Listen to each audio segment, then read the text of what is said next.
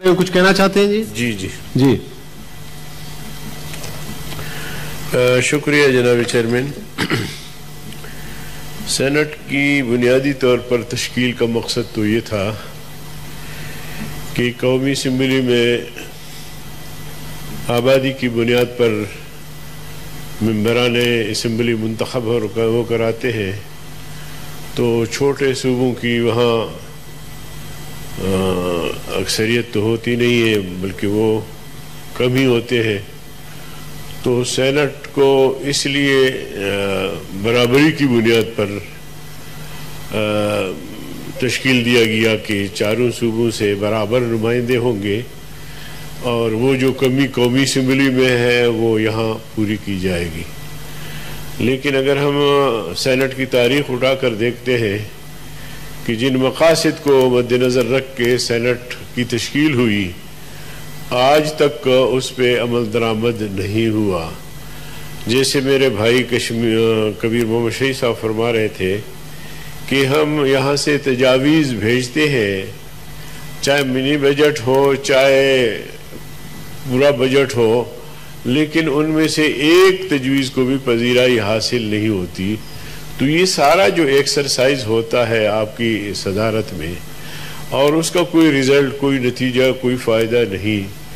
تو میں تو گزارش کروں گا کہ سینٹ کو بھی فل اختیارات ملنی چاہیے اس کی وقت ہونی چاہیے اور جس مقصد کے لیے جس بنیاد پہ سینٹ کی تشکیل ہوئی ہے اس بات کو مد نظر رکھ کے سینٹ کو باوقار کیا جائے ورنہ پھر اس کی کوئی اہمیت نہیں ہے.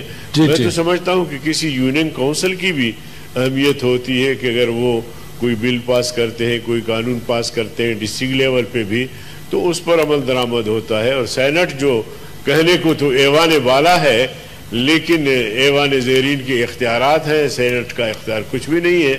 تو اس حوالے سے میں سمجھتا ہوں کہ یہ جو قانون سازی کے لیے جو بل پیش کیا گیا ہے میں اس کا موور بھی ہوں اور مکمل حمایت بھی کروں. شکریہ جناب چیئرمین. حکومتی بینچز سے جو باتیں آ رہی ہیں مجھے بھی عجیب لگا باقیوں کو بھی عجیب لگا ہوگا کہ یہ اپنی کارکردگی کو بہتر بنانے کے بجائے جو طے شدہ امور ہے ان کو چھیڑ کے ملک میں ایک نیا بحث جو ہے وہ چھیڑنا چاہتے ہیں. پھر ہر کوئی اٹھ کے یہ کہتا ہے کہ یہ کوئی قرآنی صحیفہ ہے جو اس میں ترمیم نہیں ہو سکتا. وجہ ہے 73 کا آئین ایک متفقہ آئین تھا اس میں بھی ترامیم ہوئی ہے جہاں جب بھی کوئی ضرورت پڑی ہے اس پر پارلیمنٹ نے بیٹھ کر ایک رائے قائم کی ہے اور ترمیمیں ہوئی ہیں.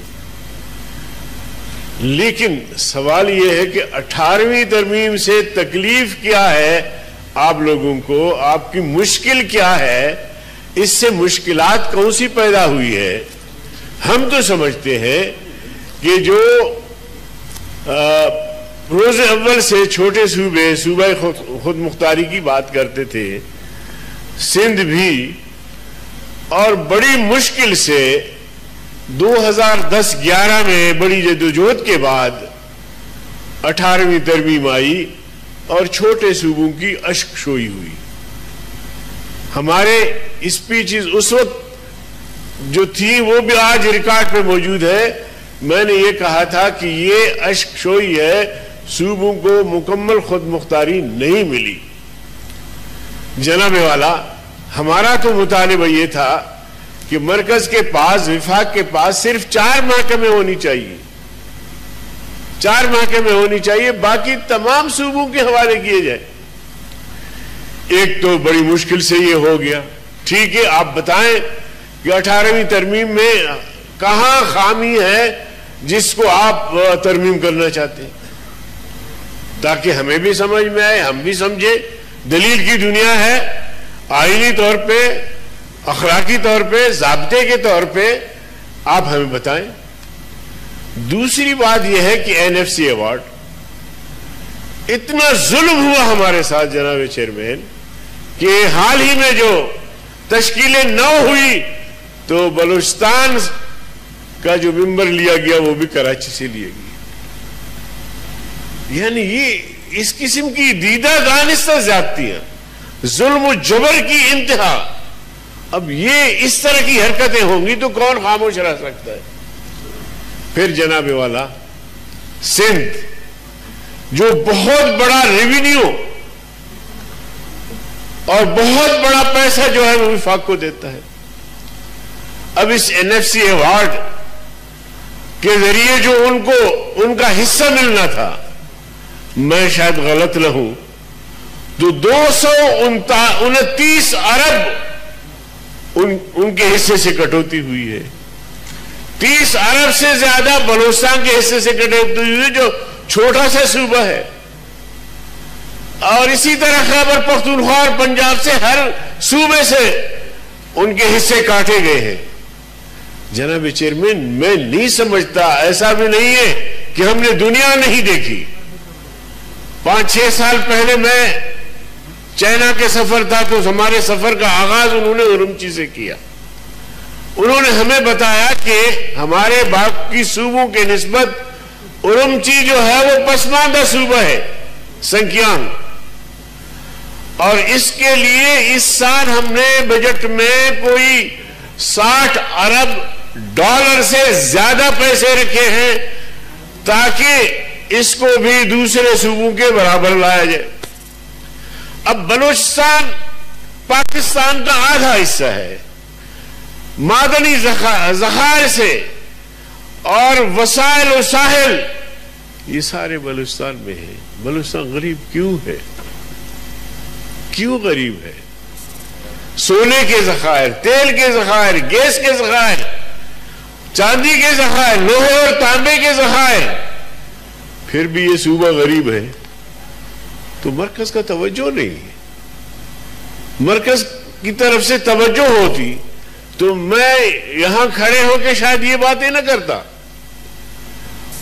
سندھ کے اتنے وسائل اگر وفاق ہڑپ کرتا ہے تو پھر سندھ کا حق نہیں بنتا کہ ان کے دیہاتوں میں، تھر جیسے علاقوں میں، مختلف علاقوں میں، خیبر پختونخوا. ابھی جناب والا یہ کہا گیا ہم سے کہ فاٹا کو خیبر پختونخوا میں ضم کرو تو فاٹا جو ہے وہ ترقی کے عروج پر جا کے پہنچے گا. ابھی فاٹا والوں سے جا کے پوچھو کہ ان کی کیا حالت ہے. تو اس طرح جناب والا ریاستیں نہیں چلتی. اپنی نالائکی، نااہلی، تھینک یو، ویژن ہونا چاہیے. جناب چیئرمین، میں تو بڑا حیران ہوں کہ ایشوز پیدا کرتے ہیں، ایشوز چھیڑتے ہیں تاکہ قوم ان ایشوز میں الجھتی رہے اور ہم حکومت کرتے رہیں. ایسا نہیں ہوگا. ہم آپ کی ہر قدم پر، ہر اس پر کردار پر جو ہے نا نظر رکھے ہوئے ہیں. وہ کہتے ہیں کہ جس طرح آپ اپنے قدم رکھتے جائیں گے، من اندازے قدت راہ میں نشناسم، کہ تمہارے جو قدم اٹھتے ہیں ان قدموں کو بھی ہم سمجھتے ہیں کہ تمہارے قدم کس طرف اٹھ رہے ہوتے ہیں. لیکن خدا را جس طرح تم نے ملک کی معیشت کو دیوالیہ بنا دیا ہے، اقتصاد کو تباہ کر دیا ہے، آج آپ نے گروتھ زیرو شو کیا ہے. ڈوب مرنے کا مقام ہے جناب چیئرمین، تھینک یو، ڈوب مرنے کا مقام ہے. یہ ان کا کردار ہے. اور کہتے ہیں جی NFC ایوارڈ یہ کوئی قرآنی صحیفہ ہے، یہ جو 18ویں ترمیم ہے یہ کوئی قرآنی صحیفہ ہے ترمیم. بابا اپنا کردار تو ٹھیک کرو، اپنا اعمال تو ٹھیک کرو. آپ نے وعدہ کیا تھا قوم سے کہ 1 کروڑ ملازمتیں دیں گے. ادھر تو جاؤ، کم از کم تھوڑا سا وہ مسئلہ تو حل کرو. 50 لاکھ لوگوں کو گھر بنا کے دینے کا وعدہ کیا تھا، ادھر ذرا جاؤ، ادھر ذرا توجہ کرو. آپ نے کہا تھا کہ ڈالر کو 60 روپے تک لے آئیں گے، ڈالر آج 170 تک پہنچا ہے. ادھر توجہ دے دو خدا کے بندے. آپ نے کہا تھا کہ ہم ملک کو اتنا ترقی دیں گے، میگا پروجیکٹ لے کر آئیں گے کہ باہر سے لوگ آ کے یہاں نوکریاں کریں گے. جو تم نے وعدے کیے تھے قوم سے ان واحدوں کو ایفا کرنے کے لیے بھی کوئی سوچا ہے؟ جی ٹھیک ہے. کوئی قدم اٹھایا ہے؟ یا یہ ہے کہ بس آئین میں ترمیم کرو، 18ویں ترمیم کو ختم کرو، یہ کرو وہ کرو؟ ہاں ایک بات میں کہنا چاہتا ہوں کہ NFC ایوارڈ اگر وفاق کوئی ایسی مجبوری ہے جو پس پردہ ہمیں پتا ہے کہ وہ مجبوری کیا ہے، تو پھر بیٹھے سیاسی قیادت، قومی قیادت، پارلیمنٹ بیٹھے اور جو لوگ ان کے نمائندے بن کے یہاں بات کرتے ہیں وہ ہمیں سمجھائیں، بتائیں کہ یہ ملک کی ضرورت ہے، یہ قوم کی ضرورت ہے، اس بنیاد پر کچھ نرمی ہونی چاہیے. لیکن پہلے اپنی بات تو سمجھائیں ہمیں. بات جہاں سے آئی ہے اس کو وہ کرتے نہیں ہیں. اپنے پاس کوئی ایسی وجہ یا کوئی دلیل نہیں ہے جس کی بنیاد پر وہ ہمیں سمجھا سکے یا قائل کر سکے. تو جناب چیئرمین، میں نہیں سمجھتا کہ جو ملک جس طرح چل رہا ہے، جس طرح یہ ملک کو چلا رہے ہیں، یہ کوئی کامیابی کی طرف ہم جا رہے ہیں. اب حکومت کا بھی آپ دیکھیں کہ کیا پوزیشن بنی ہے، ہوا میں کھڑی ہے، یقین جانیے. نہ کوئی پالیسی ہے، نہ کوئی ویژن ہے، نہ کوئی کام ہے، نہ کوئی نوکریاں ہیں، نہ کوئی گھر ہے. ویرانی اور تباہی کی طرف جا رہا ہے. بہت شکریہ.